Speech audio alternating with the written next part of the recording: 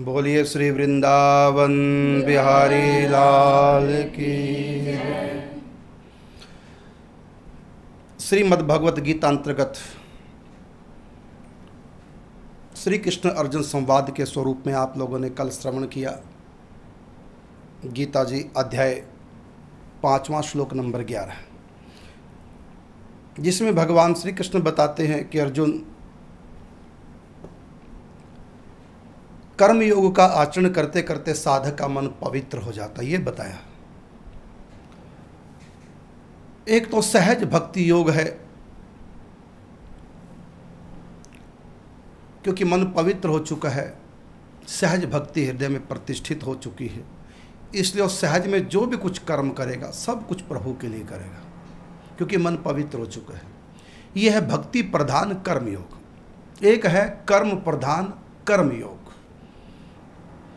तो कल जो बताया वो कर्म प्रधान कर्म योग की बात, क्योंकि जो कर्म प्रधान कर्म योग होगा वो, क्योंकि वहाँ भक्ति की प्रधानता नहीं, भक्ति की प्रधानता नहीं, प्रधानता कर्म की है। भक्ति तो है ही नहीं, लेकिन क्रिया भक्ति जैसी कर रहा है और कुछ कुछ मन में भावना है, तो प्रधानता भक्ति तो है उसमें, लेकिन प्रधानता भक्ति की, प्रधानता कर्म की है। तो कर्म प्रधान भक्ति योग एक होता है, भक्ति प्रधान भक्ति योग। भक्ति प्रधान भक्ति योग वो तो मंजिल है ही है, लेकिन यहाँ बात हो रही थी कि संगम त्यक्त्वा आत्मशुद्धये योगी कर्म कुर्वन्ति। तो संगम त्यक्त्वा आत्मशुद्धये, जो कर्म प्रधान कर्म योगी है, वो आसक्ति का धीरे धीरे त्याग करने का अभ्यास करके भक्ति पूर्वक कर्म करते हुए अपने मन को पवित्र करता है, उसका मन पवित्र हो। अब यहाँ जो भगवान ने महत्व बताया कि कर्म योगी जो है, कर्म प्रधान कर्म योगी, उसका मन पवित्र होता है, बस यही फल मिलता है उसको। क्योंकि फल श्रुति श्लोक में बता दी भगवान ने, आत्मशुद्ध है, कि आत्मशुद्धि होगी बस यही फल होगा, कि कोई और भी फल है। तो यहाँ भगवान अगले श्लोक में, श्लोक नंबर 12 बता रहे हैं कि इतना ही फल नहीं होगा, धीरे धीरे जब उसके भीतर भक्ति आएगी तो कहाँ फल होगा उसका। युक्त, मतलब जो युक्त हो गया, पहले वो अयुक्त था, युक्त अयुक्त दोनों के बीच वाला था, भक्ति से युक्त भी था और अयुक्त भी था, बीच वाला था, लेकिन धीरे धीरे उसने अभ्यास किया। तो कहा युक्त कर्म फलम त्यक्त्वा शांति मापनोति नैष्ठिकम, और अयुक्त काम कारेण फले सक्तो निबध्यते। वो जो है कर्म योगी, कर्म प्रधान कर्म योगी, धीरे धीरे अभ्यास के द्वारा पहले उसने मन पवित्र किया, और मन पवित्र होते होते उसके भीतर भक्ति आ गई। अब वो सहज भक्ति योग उसके भीतर आ गया, अब वो युक्त हो गया। अब ऐसा युक्त धीरे धीरे क्या हुआ, युक्त कर्म फल तत्व, अर्थात उसके भीतर सहज ही निष्कामता आ गई, सहज ही निष्काम भाव आ गया। निष्काम भाव का मतलब परमात्मा के प्रेम प्राप्ति के सिवा, परमात्मा की प्रसन्नता के सिवा और कोई कामना रही भी नहीं। यह मंजिल है भक्त की, परमात्मा की चाह के सिवा समस्त चाह समाप्त हो जाए, केवल परमात्मा की चाह लहराए, इसी का नाम है भक्ति। यद्यपि इसके आगे बहुत स्टेप हैं भक्ति योग, लेकिन आगे तो फिर ऑटोमेटिक सिस्टम है। आगे जो भी कुछ होगा, जो भी सीढ़ियाँ चढ़ेंगे वो चढ़ेंगे नहीं, स्वतः ही होता नहीं। एक ऐसी सीढ़ियाँ जो चढ़नी नहीं पड़ती, बस वहाँ कदम रख दो, सीढ़ियाँ स्वयं चलती हैं, आगे तो फिर स्वयं चलेंगी। आगे हैं बहुत स्टेप, लेकिन वो उसमें परिश्रम नहीं होगा, सहज ही व्यक्ति पार कर जाएगा। उनकी चर्चा करने की आवश्यकता नहीं। अभी यहाँ जो बात भगवान कहते हैं कि धीरे धीरे वो भक्ति से युक्त हो जाएगा। अब वो कर्म प्रधान कर्मयोगी नहीं, बल्कि भक्ति प्रधान कर्मयोगी बन जाएगा, वो युक्त हो जाएगा। और केवल उसका मन शुद्ध नहीं होगा, मन शुद्धि के बाद वो रुकेगा नहीं और आगे बढ़ेगा। कहाँ तक कि युक्त कर्म फलम त्यक्त्वा, अर्थात वो निष्कामी हो जाएगा, संसार की कामनाओं से रहित तो हो जाएगा। तो युक्त ये कब होगा, ये मन पवित्र होते ही, इससे पहले नहीं। इससे पहले तो अभ्यास कर रहा था, सहज मन में निष्कामता नहीं थी, भगवान की चाहत नहीं थी, लेकिन संग ऐसा मिला धीरे धीरे सत्संग के द्वारा, उसने सोचा कि भले मन संसार में है लेकिन फिर भी भगवान के लिए कुछ कर लो, तो उसने किया है। तो अब वो युक्त हो गया धीरे धीरे। तो पहले श्लोक में भगवान ने कहा कि आत्मा शुद्ध है, उसकी आत्मा शुद्ध होगी, आत्मा शुद्ध कर लेता है। लेकिन यही मंजिल नहीं है, भगवान कहते हैं आगे भी है, क्योंकि आत्मा शुद्ध तो ज्ञानी की भी हो जाती है, ज्ञान पंथ पे चलते चलते उसकी भी आत्मा शुद्ध हो जाएगी। लेकिन यहाँ भक्ति की बात आ रही है, युक्ता कर्म फलम त्यक्त्वा शांति मापनोति नैष्ठिकीम। यहाँ नैष्ठिक शांति का मतलब उसकी जो निष्ठा है उसके अनुसार उसको तत्व मिलना है। उसकी कौन सी निष्ठा है? भक्ति वाली निष्ठा, प्रेम वाली, साकार भगवान की। इसलिए यहाँ पर शांतिम नैष्ठिकीम का अर्थ हुआ भगवत प्रेम प्राप्त। भगत को प्रेम मिलता है परमात्मा का, वो साकार भगवान की उपासना करता, ज्ञानी नहीं, ज्ञानी निराकार की, तो उसको केवल शांति मिलती है। यहाँ कौन सी शांति मिलेगी?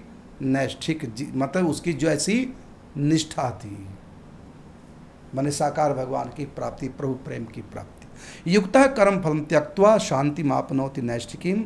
अयुक्तः काम कारेण है, जो अयुक्त है मतलब जो भक्ति से युक्त नहीं है, क्रिया तो वही कर रहा है, पूजा पाठ जप दान पुण्य परोपकार तीर्थ यात्रा गंगा स्नान एकादशी व्रत, कर्म तो यही कर रहा है भक्ति वाले, लेकिन उसमें कामना है।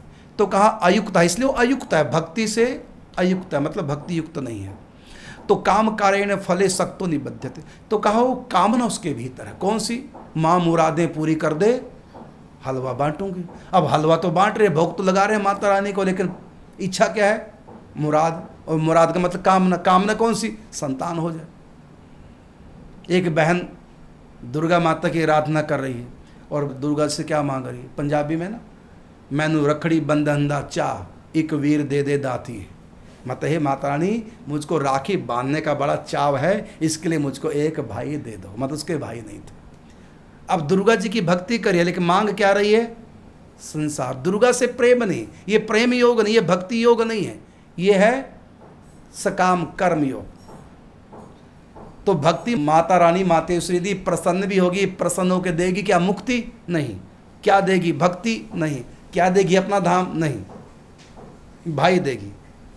अब भाई देगा, जो भी देगा, छितर देगा के फूलों के हार देगा, तो उसके कर्म में जो लिखा होगा। लेकिन माता रानी कुछ नहीं कर सकती, ना उसको मुक्ति दे सकती है, ना उनको भक्ति, क्योंकि चाहती नहीं, चाहत संसार की। अब भक्ति कर रही है माता रानी की, मांग रही है संसार का सुख, तो ये फिर भक्ति नहीं है, तो कर्मों में बंधना है, माया में फंसना है। तो यहाँ भगवान ने कहा अयुक्त है काम कारेण, कि कामनाओं की प्रेरणा से वो जय भक्ति कर रहा है, इसलिए वो अयुक्त है, वो भक्त नहीं कहलाएगा। तो अयुक्त है काम कारेण फले सक्तो निबध्यते, वो फल में आसक्त होगा, अर्थात जन्म मरण के बंधन से उसका भाई उसको, उसकी भक्ति के प्रताप से भाई तो मिल गया, माता रानी ने दे दिया, लेकिन उसका जन्म मरण का बंधन भाई नहीं छुड़ा सकता। कहता फिर माता ही छुड़ा दे। माँ तो तब छुड़ाए ना जब सामने वाला कहे कि मुझको मुक्ति दो, मुझको भक्ति दो।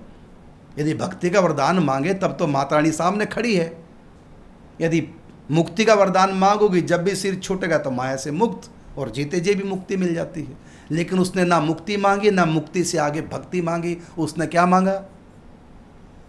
एक भाई हाड़ मास का पुतला, तो भाई तो वही करेगा जितनी उसकी बेचारे की औकात है सीमा में, और ना वो मुक्त कर पाएगा, ना वो परमात्मा का प्रेम माता रानी के दर्शन करा पाएगा। इसलिए वो अयुक्त है। तो भगवान ने कहा अयुक्त है काम कारेण फले सक्तो निबध्यते, वो फल में आसक्त है। और यहाँ फल का अर्थ भगवत प्राप्ति रूपी फल नहीं, यहाँ फल का अर्थ संसारिक कामनाओं से ग्रसित है। तो संसार की कामना लेकर के कोई कितनी भी ऊंची भक्ति कर ले, उसको हम भक्ति नहीं कहते। गीता जिसको भक्ति नहीं कहती, बल्कि वो भक्ति से अयुक्त है, मतलब बिना भक्ति के है। अब ऐसे तो रावण ने भी किया है, पूजा पाठ रावण भी करता है, तपस्या रावण भी करता है, शंकर जी की स्तुति करता है, विद्वान है और बड़े विधि विधान से शंकर जी की आराधना करता है, लेकिन अयुक्त होकर के संसार की कामनाओं को लेकर के। ब्रह्मा जी के लिए तपस्या कर रहे हैं, मांगा क्या? मैं काहू के मर ही ना मारे, मैं किसी के मरने से न मरूं, ये मांग रहा है, अर्थात भक्ति नहीं है। पहले मैं सोचा करता था, जब कथाएं पढ़ता था, सुनता था कि भगवान प्रकट हो गए, नरसिंह भगवान प्रकट हो गए, प्रहलाद के सामने वरदान मांगो। प्रहलाद ने क्या मांगा? अपने चरणों की भक्ति दो। कि भक्ति क्या? भक्ति तो हो चुकी है और भक्ति का फल भगवान मिल गए। हम पहले भक्ति किसको मानते थे? पूजा पाठ करना, ध्यान चिंतन करना, आरती उतारना, भोग लगाना, इसको भक्ति मानते थे। वो तो बाद में लगा पाता ये भक्ति नहीं है, ये भक्ति प्राप्त करने की कुछ क्रियाएं हैं। भक्ति तो एक भावना है, भक्ति तो हृदय के परम सात्विकी वृत्ति है, भक्ति तो निर्गुणा होती है। भक्ति का सीधा सीधा भगवत प्रेम, भगवान से इश्क हो जाए, भगवान से प्रेम हो जाए। प्रेम का मतलब सब कुछ उसी के लिए करना, अपने लिए कुछ नहीं। मन मना भाव मद भक्तो मध्य जीमा नमस्को। ये तो बाद में लगा पाता कि भक्ति है क्या। पहले हम इसी को पूजा पाठ को भक्ति मान लेते थे। ये भक्ति नहीं, तो कुछ क्रियाएं हैं, सात्विक क्रियाएं। भक्ति है भगवान से प्रेम, और जिसका जिससे प्रेम हो तो उसी के लिए वो सब कुछ करता है। वो जो भावना है, इसी भावना का नाम भक्ति है। तो इसलिए सब संतों ने, भक्तों ने मांगा कि हमको आपके चरणों की भक्ति प्राप्त हो, मतलब आपसे इतना प्यार हो जाए, इतना प्यार। कहा कि प्यार है तभी तो भगवान प्रकट होकर दर्शन दिए, प्यार तो है ही है, फिर प्यार क्यों मांगा? इसलिए मांगा किसी का किसी से प्यार है तो क्या अपने प्रीतम से प्यार नहीं मांगता? प्यार ही तो प्यार मांगता है। प्यार मिल गया फिर क्या, कि हमें प्यार नहीं चाहिए? अरे प्रेमी ही प्रेम मांगता है। जिसको प्रेम मिला है ना, जिसको प्रेम हो गया, क्या तब तो हो गया प्रेम, अब क्या मांगना? अरे अभी तो मांगना है। तो प्रेम था तभी तो प्रेम मांग रहे हैं। तो प्रेमी हमेशा प्रेम चाहता है, प्रेमी हमेशा प्रेम मांगता है, भक्त हमेशा भक्ति मांगता है। किसी का किसी से भी प्यार हो जाए, उससे क्या मांगेगा? प्यार मांगेगा। इसलिए संतों ने, भक्तों ने भगवान से क्या मांगा? आपके चरणों की भक्ति बनी रहे, आपके चरणों की भक्ति प्राप्त हो जाए। क्या तो हो तो गई? क्या नहीं, क्योंकि इसमें श्री गणेश तो है, इसकी इतिश्री समाप्ति नहीं, प्रति क्षण वर्धमानम।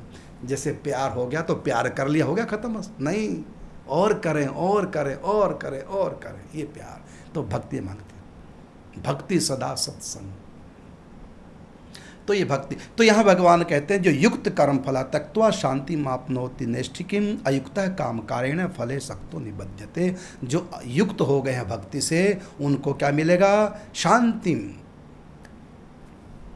आपनोति, शांति प्राप्त होगी। नैष्ठिकीम, उनकी निष्ठा के अनुसार।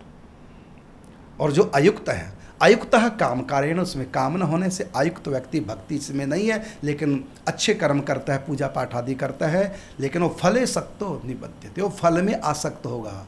मतलब जो उसने मांगा है उसमें, मांगे वाली वस्तु में आसक्त हो जाएगा, और वो आसक्ति उसको बार बार जन्म मरण के चक्कर में डालेगी। इसलिए निष्काम भक्ति करनी ही चाहिए, ये भगवान श्री कृष्ण इस श्लोक में कहते हैं। जय श्री राधे, जय श्री कृष्ण।